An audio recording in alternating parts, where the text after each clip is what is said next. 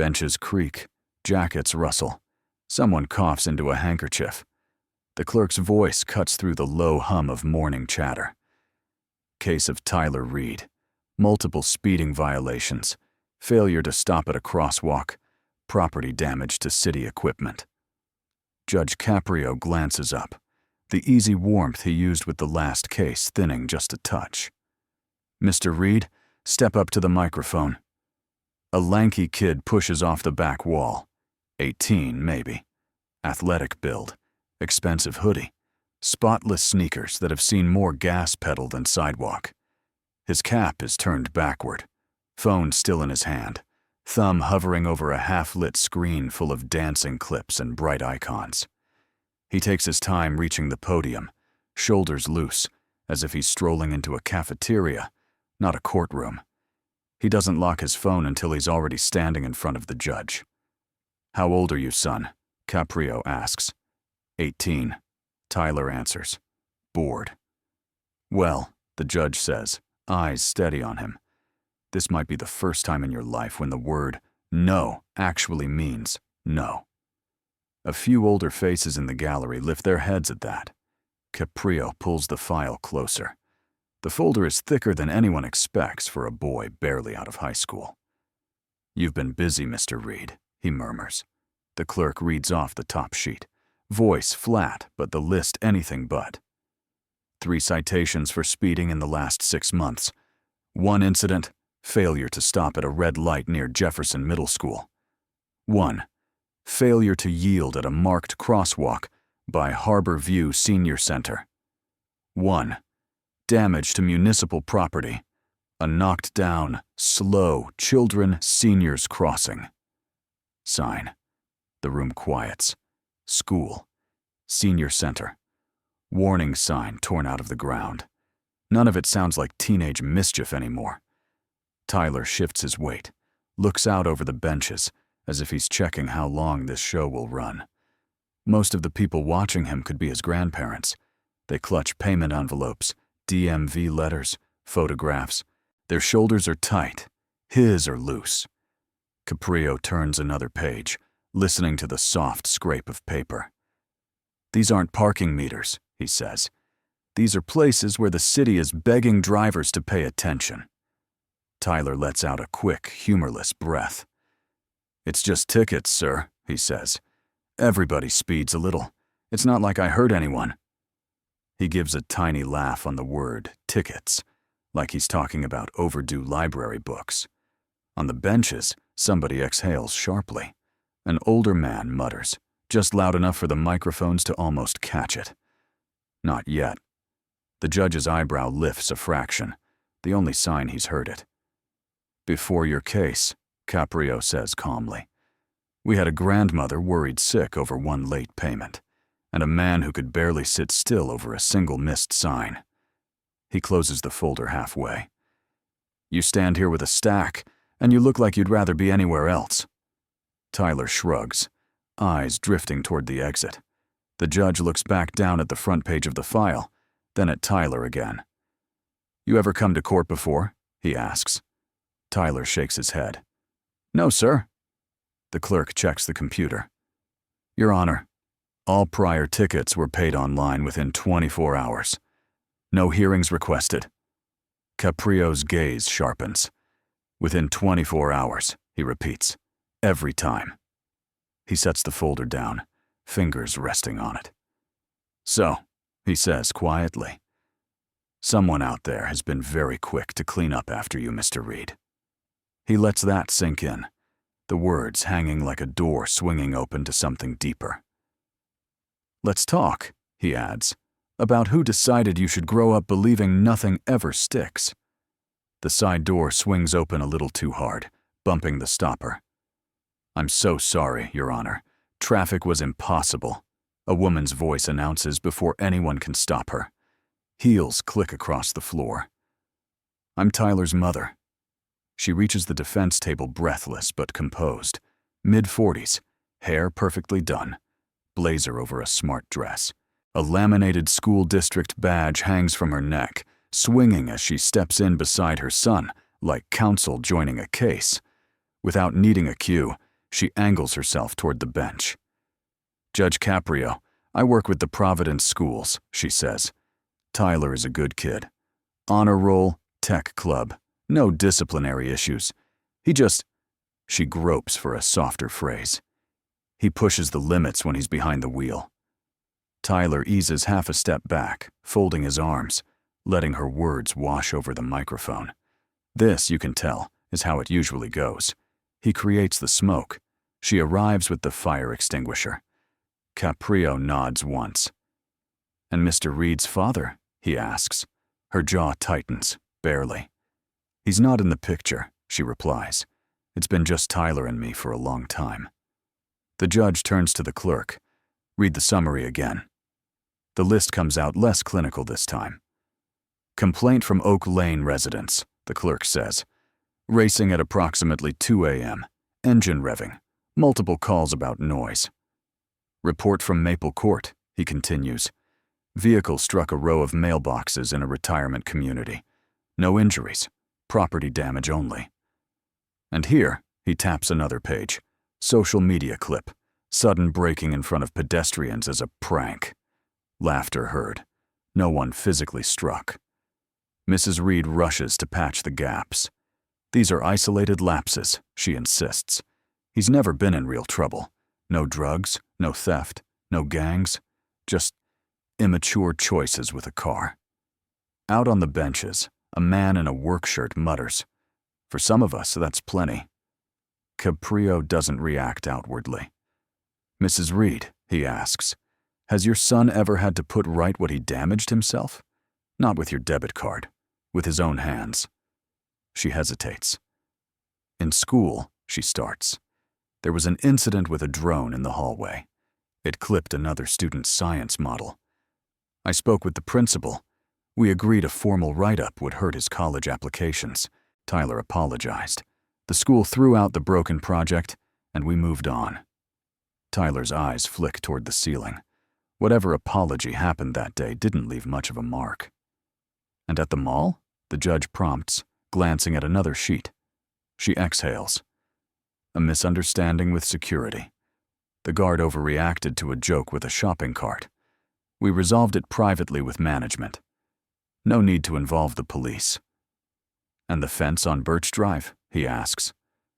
I paid the contractor before the neighbor filed anything, she says quickly. We all agreed it was better not to escalate.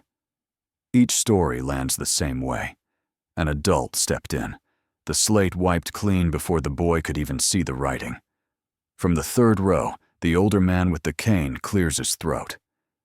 Reed, he says, half to himself. Like Jack Reed. The judge turns. You know the name? Jack Reed, the firefighter, the man answers. The one from the warehouse blaze. City gave him a ceremony on the steps. There's a plaque on Westminster. Mrs. Reed's shoulders stiffen. He was Tyler's grandfather, she admits. My father-in-law. Several heads nod. They remember the night news anchors spoke of a man who went in when others were told to stay back. Caprio returns his gaze to the boy. Your grandfather ran toward burning buildings for strangers, he says evenly. You can't take your foot off the gas for a crosswalk full of seniors. Does that sit right with you? Tyler's mouth tightens. The lazy smile is gone. You don't get it, he snaps. Everybody's always talking about him. The hero, the plaque, every teacher, every neighbor. Are you going to be like Jack? I'm not him. I never will be. So what? I'm supposed to live like a saint because of something he did before I was born? His mother reaches out reflexively. Tyler. Caprio lifts a hand, stopping her. Let him speak, the judge says. For once, I'd like to hear his voice without yours standing in front of it. Caprio taps the latest citation. Let's stay with one incident, he says. The crosswalk by Harbor View Senior Center. Radar shows 37 in a 20. Tyler shrugs, eyes drifting toward the ceiling tiles. There was nobody there, he says. It was early. I checked. An officer at the side table clears his throat. Timestamp is 8:12 a.m., Your Honor, he says. That's when the Harborview shuttle does its first drop-off. They unload right at that ramp. A few gray heads in the gallery tilt, picturing it. Canvas bags, walkers, shuffle of shoes on concrete. Caprio looks back at Tyler. Did you know that schedule? No, Tyler answers, jaw tight. I don't pay attention to that stuff. The judge repeats it softly. You don't pay attention. He reaches for another notice. A moment ago you told me you only drive fast late at night when no one's around, he says. This one is 7:45 in the morning, school zone, flashing lights, crossing guards, buses lined up. He slides the paper across to the boy. Still feel alone out there? Tyler stares at the page. I was late, he mutters. I wasn't thinking. On the benches, parents and grandparents who have spent decades watching mirrors and crosswalks exchange looks that say they've heard that excuse from too many young mouths and too many hospital beds. The older man with the cane shifts forward, fingers whitening on the handle. Your Honor, he says, voice rough but clear. Am I allowed to speak? Are you connected to this case, sir? Caprio asks. I filed a complaint, he replies, about a car that wiped out my mailbox on Oak Lane and nearly knocked me off my own steps. All eyes swing from him to Tyler. Caprio nods to the clerk. Does that address match one of these reports? Yes, Judge, the clerk answers. Same plate, same night. The judge turns to the officer. I see 3 prior stops marked warning only, he says, all with your badge number. Care to explain, Officer Daniels? The officer straightens, uncomfortable. I know his mother from the schools, he says. First couple times I figured a citation would do more harm than good. I told him to take a safety course, slow down. I thought he'd get the message. Mrs. Reed jumps in. He did take the course. Daniels cuts her off, shame creeping into his tone. I got a completion form, ma'am. I never checked whether he actually sat in the classroom. Caprio lets that land. So the warnings piled up, he says, and everybody assumed somebody else was teaching him. He turns back to the man with the cane. Tell me what happened that night, the judge says. The older man's gaze fixes on Tyler. It was close to 11, he recalls. Engine roaring, tires squealing. Then a bang like a bat on a trash can. I stepped out, and there's pieces of my mailbox all over the yard. Cars in the road, nose pointed at my porch. For a second I thought it was coming straight through my front door. He taps his cane once on the floor. He looked right at me, the man says. Headlights in my face, his face in the windshield.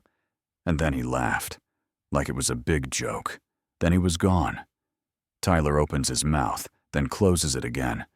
Whatever he was about to say dies on his tongue. He remembers. You can see it. Caprio studies him for a long beat. This court handles tickets, he says at last. Numbers, fines, due dates. His voice drops half a step. But when I listen to you, Mr. Reed, I'm not thinking about today's paperwork. I'm thinking about tomorrow's headline. He leans in slightly. The real issue isn't the miles per hour on that screen, he says. It's how many adults are willing to stand between you and the truth to keep you from ever feeling what you're capable of doing. A chair scrapes. Behind the older neighbor, a young woman stands, phone in hand. Your Honor. Her voice trembles, then firms. I'm Emma Carter. That's my grandfather. She nods toward the man with the cane, then at Tyler. Caprio motions her forward. Microphone, Miss Carter. She steps up, unlocks the phone. In March, she says, a video went around our class. Private story. I saved it because it felt wrong. I didn't know it was him until today. She passes the phone to the bailiff. The screen faces the bench. The sound fills the room. Night. An engine tearing through a turn. The crack of wood and metal. Boys laughing. A voice off camera. Bro, you almost took that old guy out. Another voice answers. Tyler's. He's fine, relax. Caprio cuts the audio. Where did this come from? He asks. One of the guys posted it to close friends, Emma says. My cousin sent it. I saw our street, and my granddad's porch light. Tyler's eyes drop. That moment was supposed to die on phones, not in a courtroom. At the side table, Officer Daniels clears his throat. Judge, he says, I was the one who let him off those first 2 times. Go ahead, Caprio says. I know Mrs. Reed from the schools, Daniels says. I didn't want to weigh him down before college. I told him, take a defensive driving course, bring me the certificate, and I'd treat them as warnings. Did you check that he went? The judge asks. I got the certificate, Daniels answers. I accepted it. Hand it up, Caprio reads. Class meets Tuesday, 4 p.m., he says. Middle of the school day. Mrs. Reed, was your son in that room or in English? She freezes, then. He was at school, she admits. I picked up the form. I filled it out. I signed his name. I thought if the box was checked, it counted. A low rumble runs along the benches. So the lesson wasn't drive better, Caprio says. It was rules bend if the adults bend them. He drops the paper back into the file and looks at Tyler.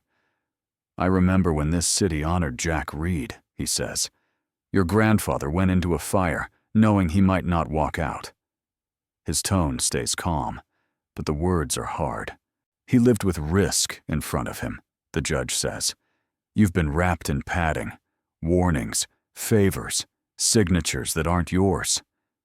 Tyler's fingers curl over the podium. Today, Caprio finishes. That padding is gone.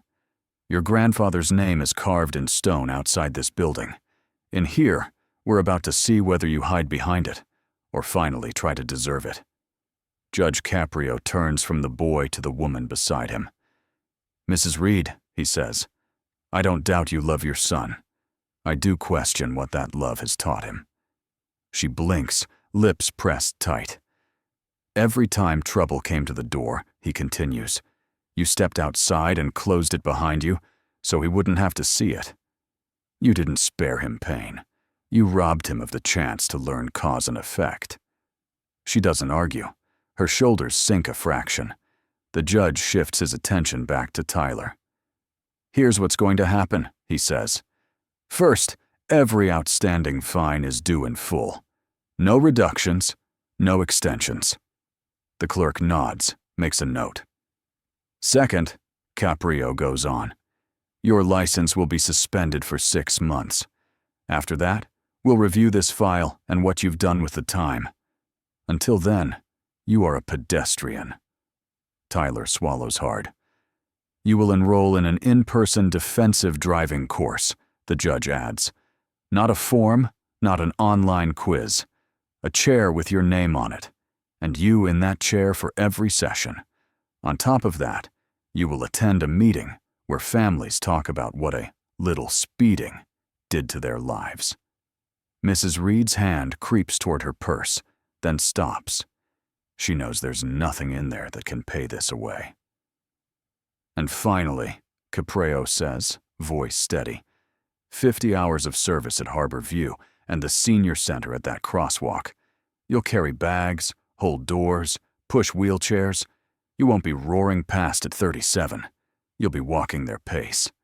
He looks over at Mr. Carter. Will that help, sir? He asks. The older man considers Tyler for a long moment. If he shows up, Judge, he says, I'll be there. I'd like to see what he does when the engine's off. Caprio turns back to the young man. I'm not interested in ruining your future, he says. I'm interested in making sure you have one.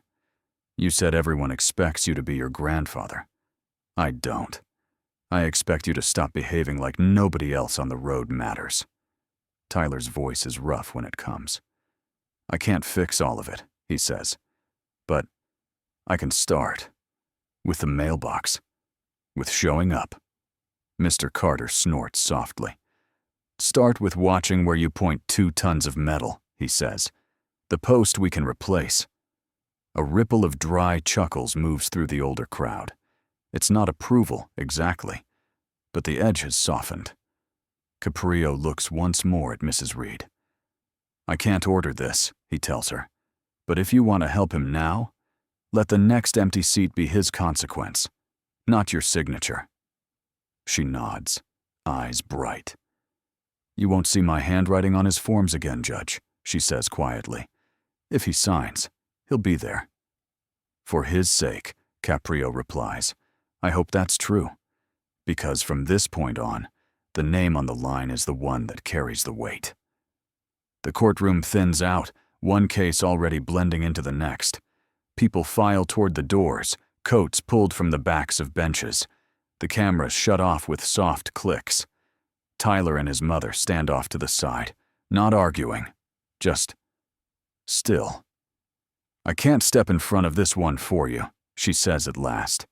No speech, no legal phrasing, just a tired sentence from a woman who's run out of shortcuts. He nods, eyes on the scuffed floor. Maybe that's what should have happened a long time ago. Mr. Carter passes them slowly, cane tapping. See you at Harbor View, kid, he says. It's not a threat. It's almost an invitation. Weeks later, it's a gray morning on the hill above the bay. No roaring engines, only the hiss of bus brakes and gulls complaining overhead. The doors of the Harbor View shuttle swing open. A young man in a volunteer vest steps forward. Watch your step, Ms. Lopez, he says, steadying a hand on a walker. He lifts a tote bag of medications, tucks it against his side. Another resident grips his arm and leans into the climb up the ramp. His stride is slower than it used to be, not because he lost the taste for speed, but because rushing here would mean pulling someone else off balance. An older woman studies his face. You're Jack Reed's grandson, aren't you? She asks. There's a beat where he could shrug it off. Instead, he nods. Yes, ma'am, he says.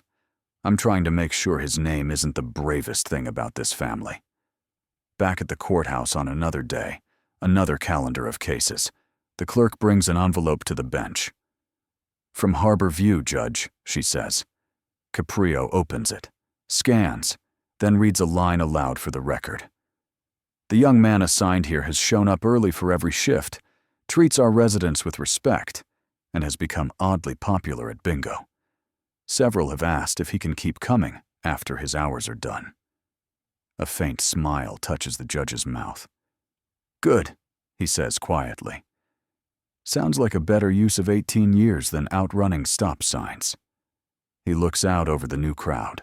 Different faces, same worn benches. People ask if a day in court can change a life, he says, more to them than to anyone in particular.